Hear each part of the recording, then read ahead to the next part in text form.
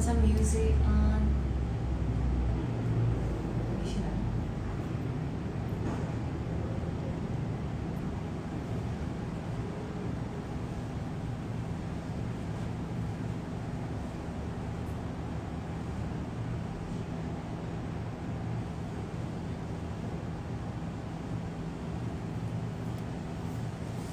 We're just waiting for Peter to come and to join us. Just will take a minute, I guess.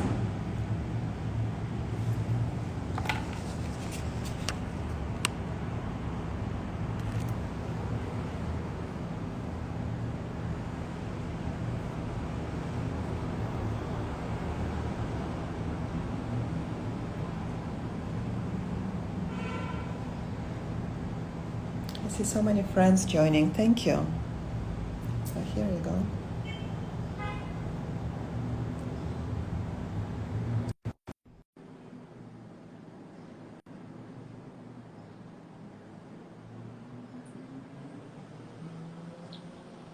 Connecting. Olga. Hi, Peter. Good morning. Good morning to you. How are you? I'm very good. Thank you so much. I'll just do a very, very quick introduction and say a few words, and then we'll just chat. Yeah, sounds good. Wonderful. Well, thank you everyone so much for taking time to join us, and for Peter to waking up early to join me in conversations with Olga. It's the first time actually for conversations on Olga, and today I have a privilege to introduce and to be joined to talk with my very, very dear friend whom I know for many years, Peter Copping. I'll just say a few words how we met, Peter, and then we'll just chat. We met probably, I think, about 9 years ago, I would say, 10 years ago, and we were introduced by our dear mutual friend, Pamela Golbin. And since then, we not only we worked together on a beautiful show. You came to Singapore. We had a great time, and you came to showcase beautiful Nina Ricci collection at that time. And since then, we become close friends. We kept in touch, and it shows again and again that the distance and the time really, really doesn't mean anything when you're just friends and you pick up from wherever you start. Am I correct to say that, Peter? I didn't hear that last thing. Oh, you didn't. So I said that with friendship, it's very easy to connect from wherever you basically left, and you just continue the conversation, and the time vanishes, and the distances vanish as well. Completely. And I think, that's one thing about this very weird situation that we have at the moment. It's made people connect even more. I mean, to be quite frank, I'd never done a Zoom call before. So now Exactly. I have friends in Australia, with my sister in Oxford, with people all over the world, with other friends in San Francisco. So, I mean, some good has come out of this. Absolutely. So actually, yes, I didn't want to talk much about sort of new normal, but since you touched it, I just wanted to ask one or two little questions, and then we move on, because everybody wants to hear about you, the history, and about your amazing career. So I just wanted to just ask one question. Did you have any reassessment during the COVID-19, during this several months after the epidemic? To be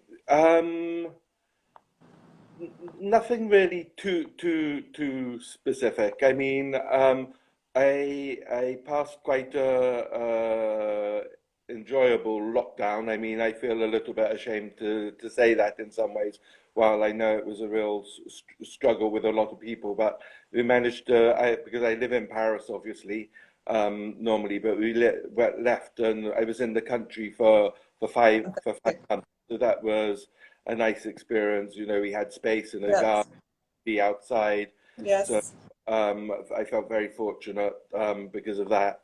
Yeah. I think I haven't really necessarily reassessed things too much, other than the way I live my life now.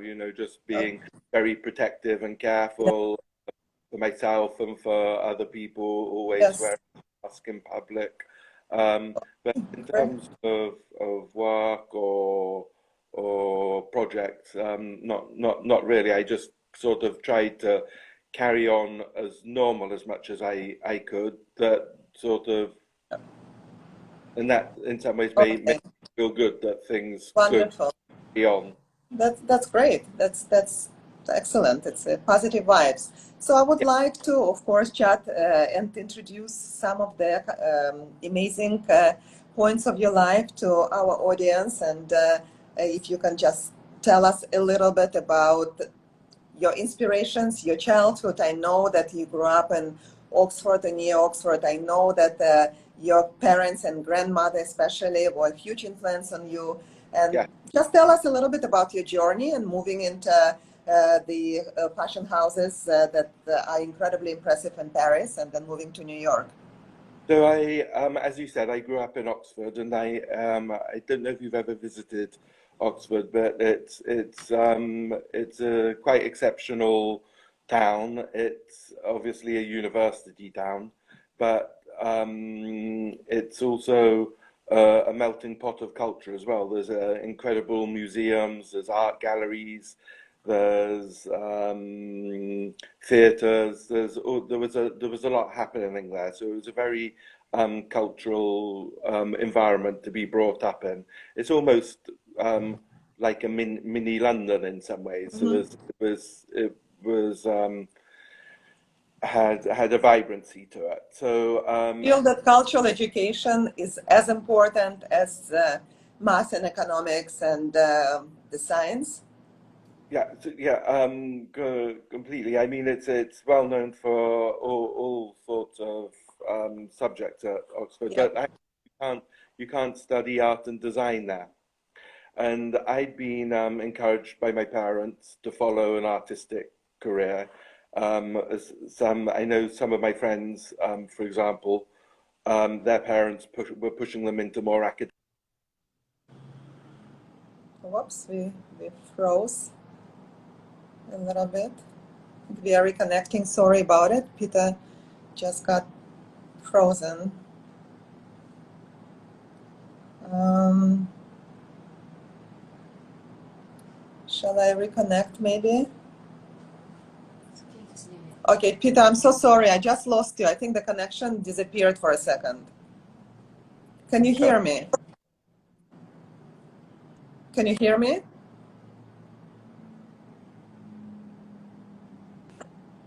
Yeah, I'm so sorry. Um, can you, Peter? I'm so sorry. The connection was lost a bit, and you're still not full on. Do you so think you want to change maybe the spot a little bit where connection is a little bit better? Because you may something is with Wi-Fi yeah, perhaps.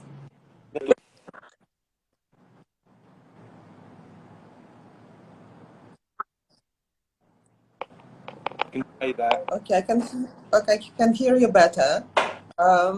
So Is that better? no, it's frozen. Olga? Yes, can you hear me now? Hello? Yes, can you see Yes, me? Can you I hear me? can. It Okay. says using the app. Uh, but you're on your mobile on the Instagram, are you? Yes, exactly. Okay, all right. I can hear now, so we'll just continue. So Think, yeah, so think, that's great. think, So I'm glad that you mentioned that think, cultural education is.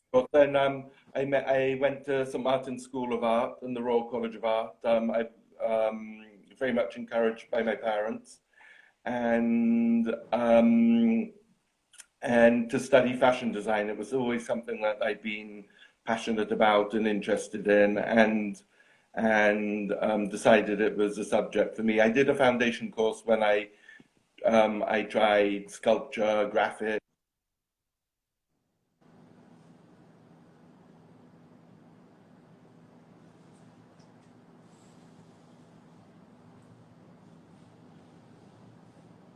So sorry, everyone. I think the French countryside perhaps is having some issues with the with the Wi-Fi, and we'll just give a chance to Peter to reconnect, I guess. Peter, I'm keep on losing you. I'm so sorry. Yeah, it says also because I'm not using the app. What do you mean not using? You're not using the app? I'm not sure. Should we keep Okay. fingers crossed? Yes, fingers crossed we'll be able to chat with you, at least on a few questions that I wanted to Yeah, ask. Because I would really like for you to tell us. Yes, you said that you were studying. You decided to do fashion, but yet you have so many interests, and you said that you kind of were thinking of going into the different areas of yeah. the uh, design and cultural world. So please tell us a little bit. Yeah, no, I mean, I think even if you're working in fashion, it's very important to have a lot of different interests, and you have to have a very broad outlook. So that's always been something that I've tried to follow. I didn't want to just be too blinkered and narrow-minded. Obviously, I take a lot of inspiration from past fashion, historical fashion. You know, Yeah. that's partly how I got to know Pamela, in fact, you know, by Yes. making trips to the Art Decorative where Yes. I was Exactly. heading up the fashion team. But also I think it's important to look at different things, art and design, to drawings. It's important to travel as well, which was one thing I was very fortunate to do in my previous jobs. I worked for 12 years at Louis Vuitton with Marc Jacobs, and that really also allowed me to discover a huge amount of the world, because while I was there, we did research trips, which went from Brazil to Japan to Morocco to Amsterdam, all over the place. The boss at Louis Vuitton at the time was Yves Carcel, and he really encouraged us to travel and see the world to get inspiration. Yes. That's and obviously I think that was very much because travel is so linked to the heritage of their brand. So Yes. but it was a great thing to do and an amazing experience. And I Um, also wanted, what I read and I listened to some of your interviews, and I really loved the story about Christian Lacroix. And I felt that, your kind of ambition and maybe a bit of like being a dreamer and at the same time a hustler really is a good lesson perhaps to inspire young designers or young students to achieve their goals and dreams. Maybe you can tell us your little it's story about Lacroix. Yeah, it's quite funny. I've never been described as a hustler before. I No, I'm don't think, so. but It's a you're not question. wrong.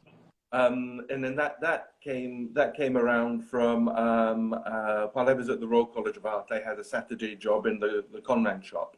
So typically going back to what we were just saying about, I loved the idea of working in this design shop and being surrounded by beautiful things on a Saturday.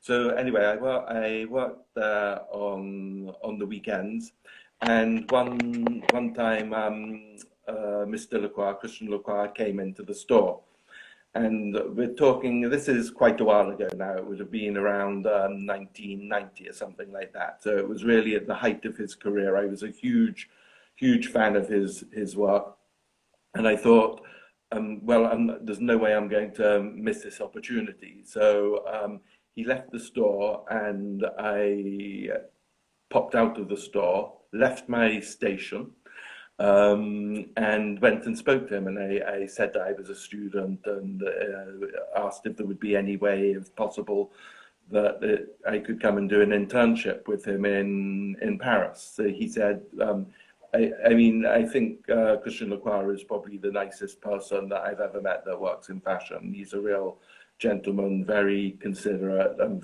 very, very kind. So he said, yes, send some work over and we'll see.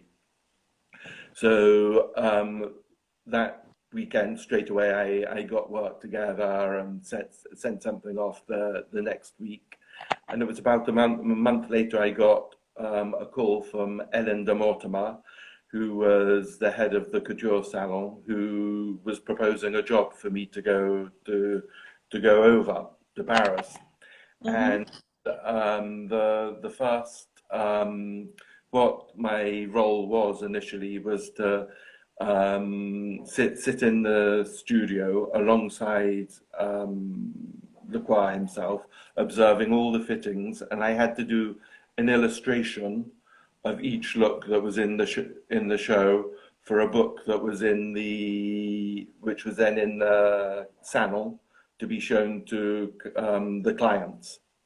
And I had to, if a jacket was being shown with trousers, for example, I'd have to design skirts that could be proposed, take evening dresses and adapt them into bridal gowns for clients to see. So it was a quite incredible experience just to sit there and observe him working.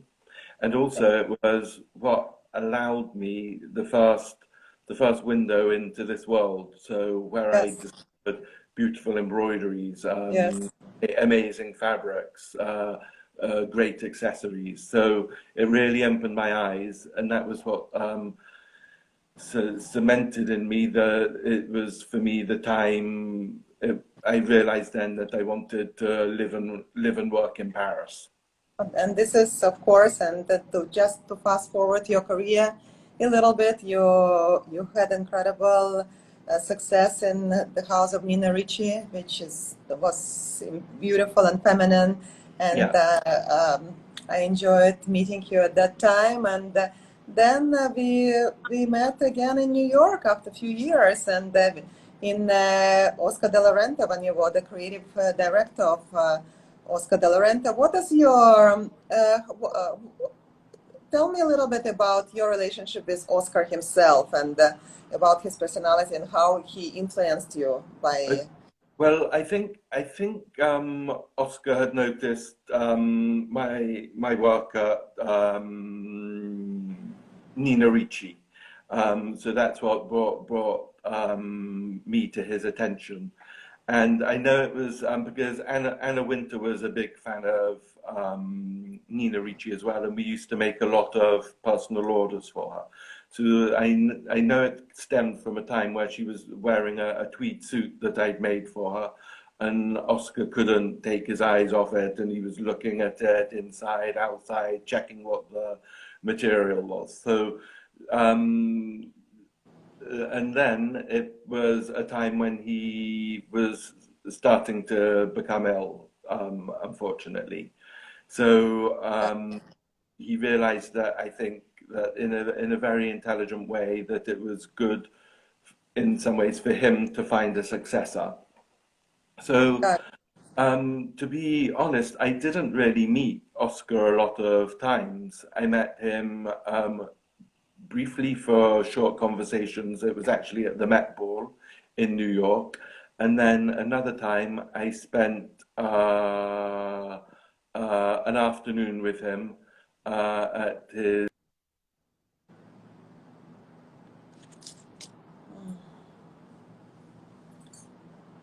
Yeah.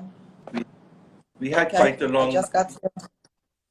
Mm-hmm. Yeah, we had a long moment there, so hopefully that will carry on. But anyway, so I met him at his apartment in Madison Avenue, and we spent the afternoon together.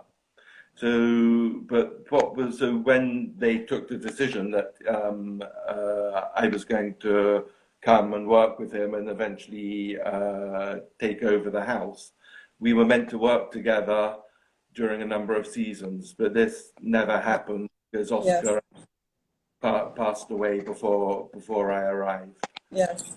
That was a big shame. Well, thank you for sharing this part with all of us. And moving forward, Peter, I would like you to... I know. Sorry. I kind of like I said, I knew that I wanted to work and live in Paris. Um, in some ways, I thought it was time after 12 years at Marc Jacobs, 5 at Nina Ricci, that it was time for a new challenge. Yes. So I was quite happy to go and live in New York because it's a city that I adore and really love. But I did find out that it wasn't the right place for me. I didn't really enjoy living there. To visit, it's Tough. fantastic. It's a very tough city to live. Yeah, It's it's great to visit, but it's tough. quite a hard place. So Yes. stayed for 2 years. I was very happy with the work that I did there. But I finally decided that I wanted to be back in Europe. So I made the move and came back to France. Can you tell me a little bit about your new ventures, about your new projects? And I know that you considered at some point to go more into interiors, and you love the movies. Yeah, So I would like to know what is basically in your plate right now, and what are the inspirations for you exactly. these days? Exactly. Like I was saying earlier, I'm interested by so many different things. When I came back from New York, I actually went out into to the country and stayed at a house that I have there with my partner. So and that really got me thinking about interiors. So just of late, and it was really also during lockdown that kick started this because I had time to do something, and Yes, of course. I didn't want to sit around doing nothing. So I started to Not design you. a, a collection of home pieces, and it's very focused. It's cushions and blankets. So I started with doing things that were related to textiles because that's where most of my experience came. So I thought it made a, a good leap, and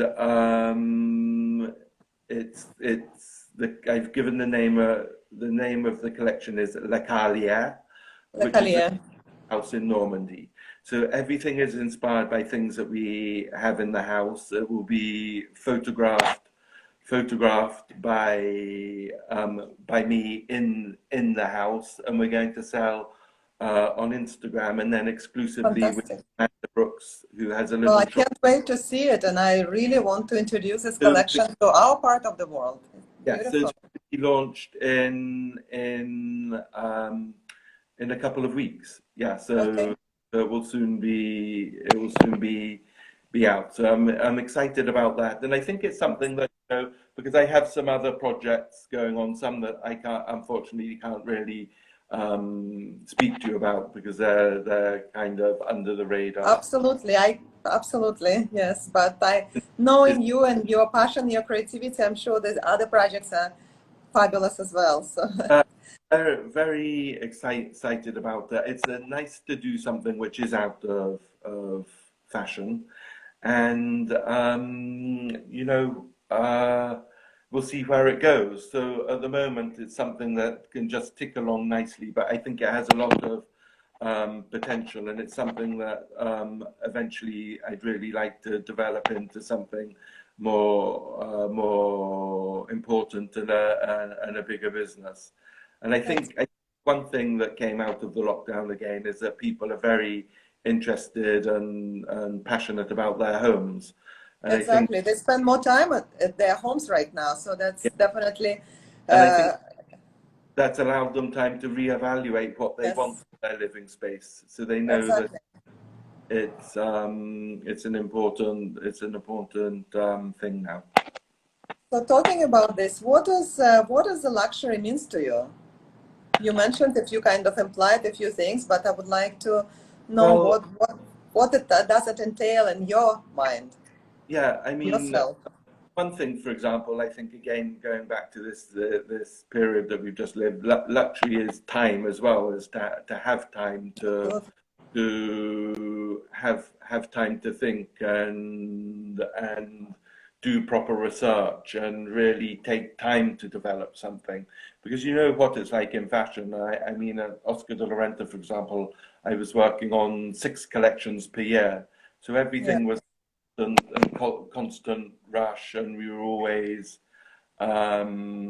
behind. Even if we started well in advance, we'd always be late. So Yes. it was quite a crazy world, very intense. But to have been in the country, to have really considered a product, to make something that seems to have value and will be long lasting, that was a real luxury for me. But I also think it's for me it's linked to craftsmanship, the way Yep. something is made, and the details and all of the elements that go into Yep. it. So yeah, it's a combination of a lot of things, I think. So with all this digital world moving full on into our lives, everybody's in the digital fashion shows, and there's so much talk about it. And of course, it is a new normal. We all have to accept it one way or another. What are your thoughts? What are your feelings toward a digital fashion shows, a digital fashion in general, and also how do you see yourself in a social media kind world, and do you like it or you don't, and how, Yeah, yes, yes, I do like. what are your thoughts on it? I think it's a, you know, there's some very interesting platforms. I mean, I've formed nice friendships via social media, so which is always a positive thing. Um, That's good. the side of it is when you go to a dinner with friends and everyone is sitting on their telephone. I think that's the not so good side of it. I think it can become a little bit too intrusive Yeah. sometimes. I think you have to sort of set limits and know how to work it. But for example, our home collection, we just plan to sell it through Instagram, so that it's a platform that we can use and benefit from it. Um, in terms of fashion shows and digital fashion shows, I think that's incredibly interesting, and you know, it's going to be good to see how brands attack that and how they go forward. Because in some ways, it will be interesting to know. Because obviously, the big brands, I'm sure they can do amazing and very striking shows through digital means. It also allows smaller brands to do things on with not much of a budget. And I Yeah. think probably people that are really creative that don't necessarily have a lot of finance behind them will really benefit from it. Benefit, yes, sure. I think maybe it's sort of more democratic in some ways. Got Um, it. for the smaller brands, you know, they can't do a huge fashion show with thousands of people that makes a huge impact. But maybe on social media, in an intelligent and creative way, they can do something that has impact. Yeah. So Thank I'm, you. And I'm interested to see the next weeks and see what yes, people exactly, the Paris Fashion Week. Yes. exactly. Yes, you and me will discuss it later. I'm also interested to see and your opinions on it. And now just a few sort of basically very short questions with the short answers, I guess. What are you reading these days? Oh, well, I'm reading. God, I've gone. I tend to read a lot of magazines. I'm still a bit old school in that way, and I like to buy The hard magazines. copies. So I have, and I keep them all. I have huge collections of magazines. So I'm reading Cabana magazine. That's one that I Yes, really like. I love it too. And it has beautiful imagery as well. And I'm also reading a biography of Princess Margaret, which Okay. is it's a quite kiss and tell book. So there's a lot of very funny Yeah. anecdotes in it. I can't remember the title just now, but it's a funny book which I'm enjoying. Okay, great. And do you believe in destiny? Yes, I do. I do. Great. I think personally, from my own perspective, it's nice to believe that you don't. I think there's something outside that controls us and where we go, and for me, it's always worked well for me. So I'm going to say yes, I do.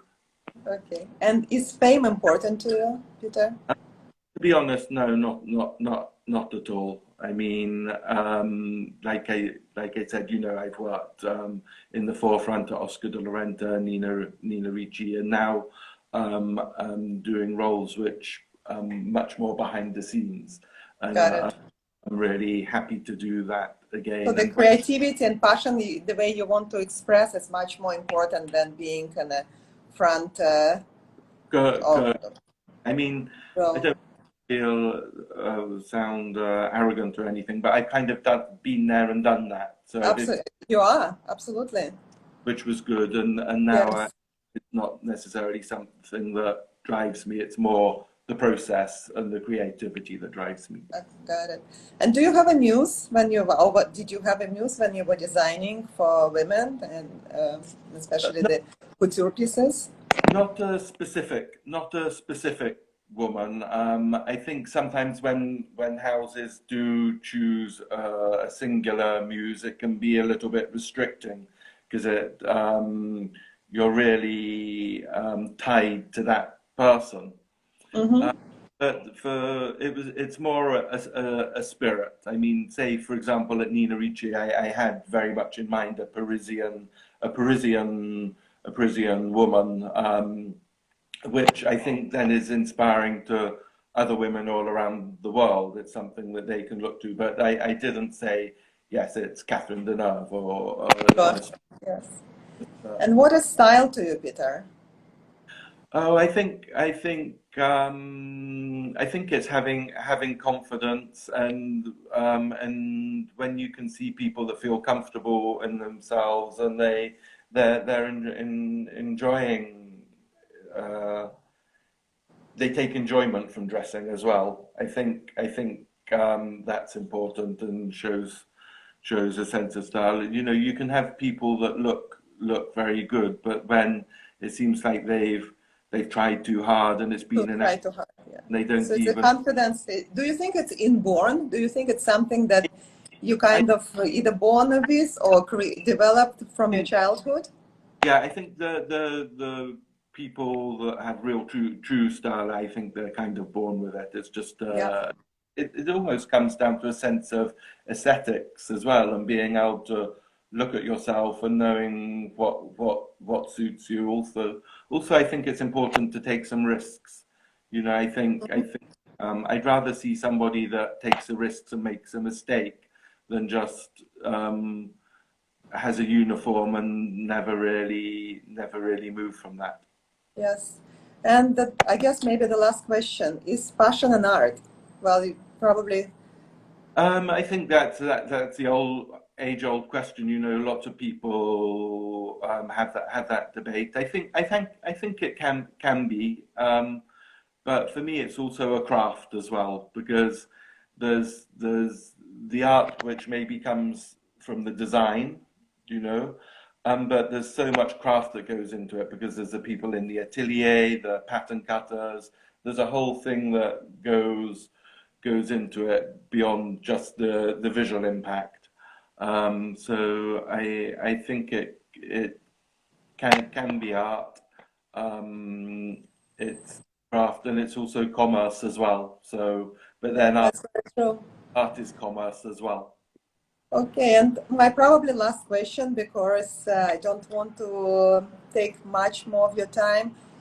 We are in Singapore right now, cannot really travel, and I know that in Europe it's a little bit different. At least you can move around, at least around France and other countries. But nevertheless, if you are given a choice to travel to your favorite destination at the point of this kind of COVID-19 situation, which destination would you choose? What would be your first place to Well, go I, to? I probably wouldn't go to a favorite destination. I'd probably like to Okay, go somewhere that I've never been to. okay. Um, Beaches? recently I haven't spoken about that, but I'm working on a book with photographer Miguel Flores Viana for Rizzoli. I've been art Okay. director the book, and Oh, that's um, fabulous. I love Rizzoli and publishers.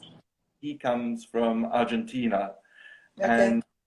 and we're photographing the residents of somewhere, and this family actually come from, they're half Argentinian. So I've been hearing a lot of stories about Argentina and anecdotes. So I think that's where I'd head to. It sounds amazing, and I'd love to That's go. amazing. Sounds amazing too. I also want to go to Argentina. I'll go to Argentina. Oh, anyway, at this point.